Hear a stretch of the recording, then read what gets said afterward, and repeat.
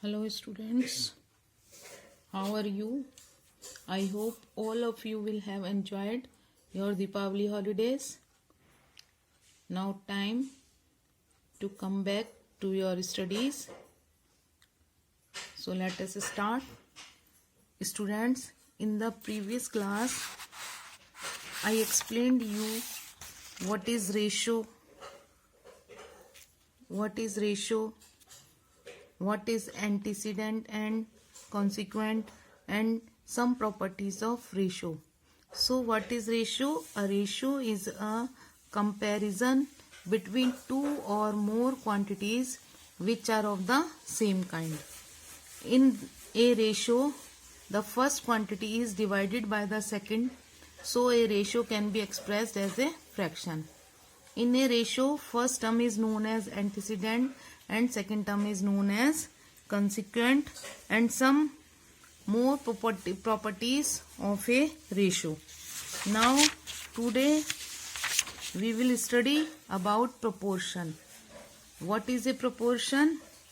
If A ratio B equal C ratio D, then we say that A, B, C and D are in proportion. This can be written as A ratio B proportion. This is the sign for proportion. C ratio D. And read as A ratio B is proportional to C ratio D. The symbol for proportional is this one. We will put like this. This is the sign for proportional. A, B, C and D are respectively called the first, second, third and fourth proportional, as A and D are at two ends. In a proportion, this A and D are at two ends.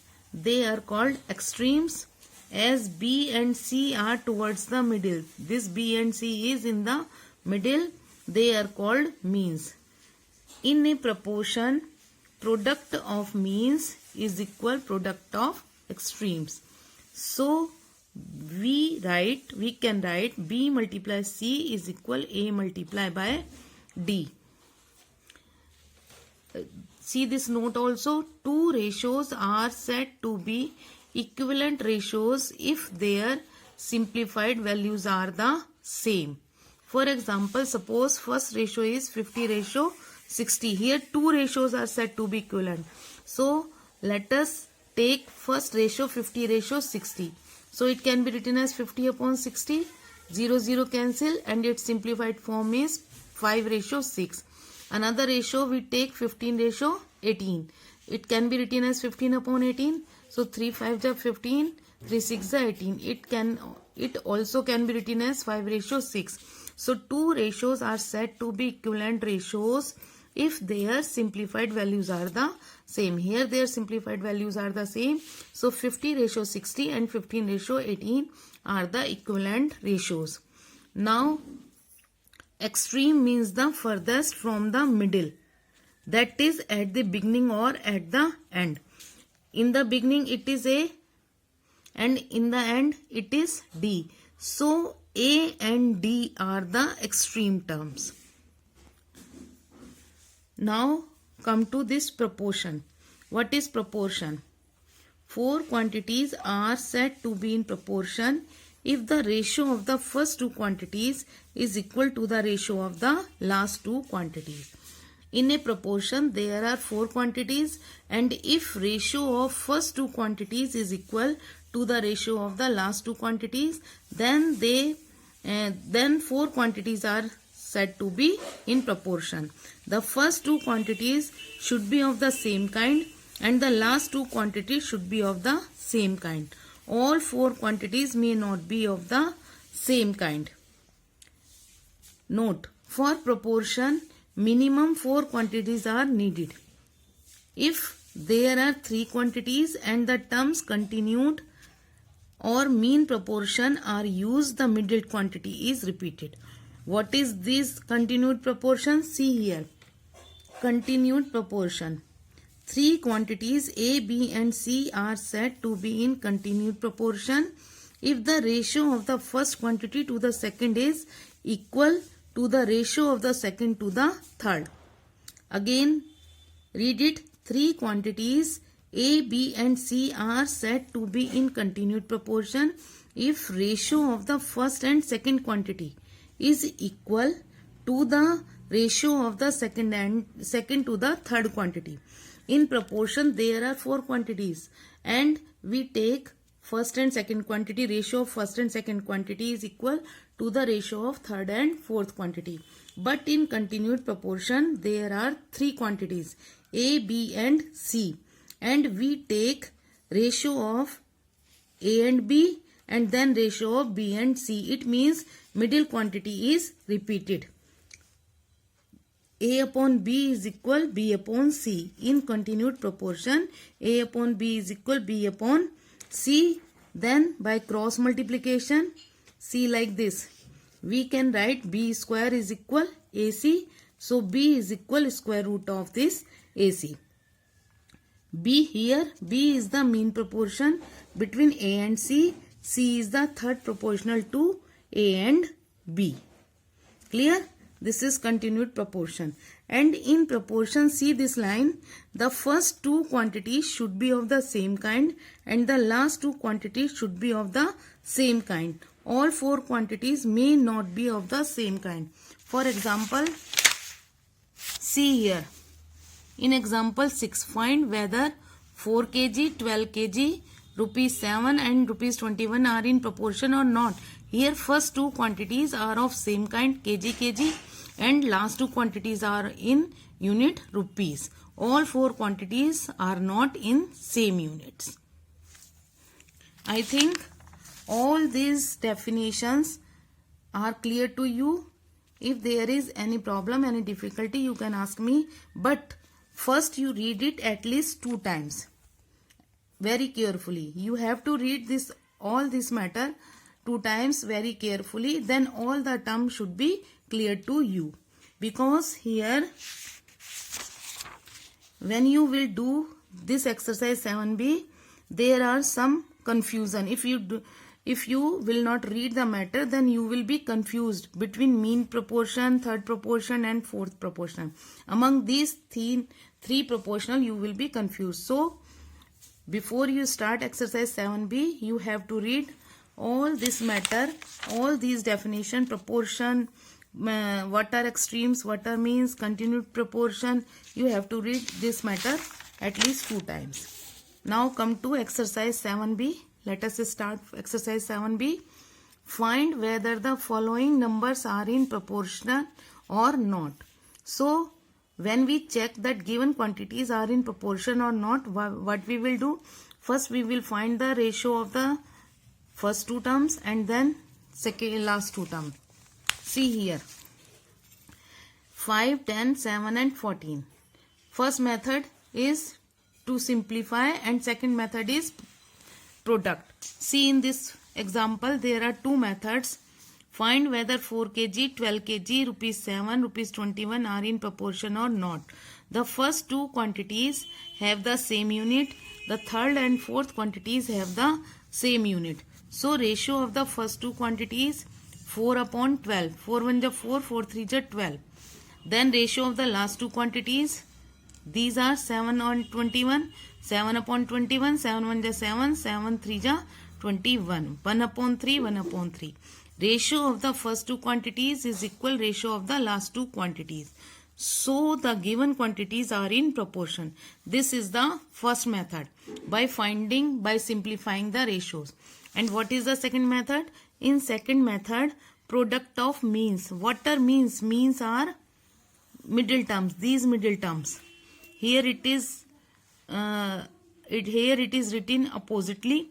So product of means will be 12 multiplied 7. 12 7 ja 84. And product of extremes are the first and last term. 4 into 21. Product of extreme, it is again 84. Product of means is equal product of extreme. So the given quantities are in proportion. This is the second method. So I am using this method. Given terms 5, 10, 7 and 14. Product of means. Means middle term. 10 into 7, 10 7 is 70, and product of extremes means first and last term. 5 multiply 14, 14 5 is 70. Both the product are same, so product of means is equal product of extremes, so the given quantities are in proportion. If both the products are same, then given quantities are in proportion. B part. First term is 0.2, second is 1/2, then third is 2, fourth is 0.5. So product of means means middle term. 1/2 multiply 2, 2 1 ja 2, 2 1 ja 2, then 1 1 ja 1. Product of extremes means this first one and last one. 0.2 multiply 0.5, 2 5 ja 10, and before 2 digit there is decimal, 1 digit and 1 digit, 2 digit. So 1 2, before 2 digit there is decimal, it means this digit is equal to 0.1 and this is 1. Both the product are not same. Product of means is not equal to product of extremes, so the given quantities are not in proportion. Now come to question number 2. Question number 2 is find the value of x in the following proportion. Given quantities are 11:2, proportion x ratio 6. Again we will use the same method. Product of means is equal product of extremes. Means 2 multiply x equal product of extremes means 11 multiply 6. So this x is equal 11 multiply 6 upon this 2. 2 1 ja 2, 2 3 ja 6. Then x is equal 11 multiply 3. So x is equal 33. Now come to B part. B part is 0.25 ratio x proportion. This is the sign for proportion. 1/2 ratio 2. Again product of means is equal product of extremes. So means x multiply 1/2 equal extremes means first and last 0.25 multiply by 2. This x is equal 0.25 multiply 2 upon this 1/2. Then x is equal 0.25 multiply 2 multiply this 2. This 2 will go into numerator upon this 1. So x is equal 2 2 ja 4, 4 25 ja 100, and before 2 digit there is decimal, so x is equal 1. Now come to question number 3. See question number 3 in the book. Question number 3 is if 16x and 25 are in continued proportion, find the value of x. Here there are 3 terms and 3 terms are in continued proportion. See, I told you just now, if 3 terms are in continued proportion, then a upon b is equal b upon c. See here also.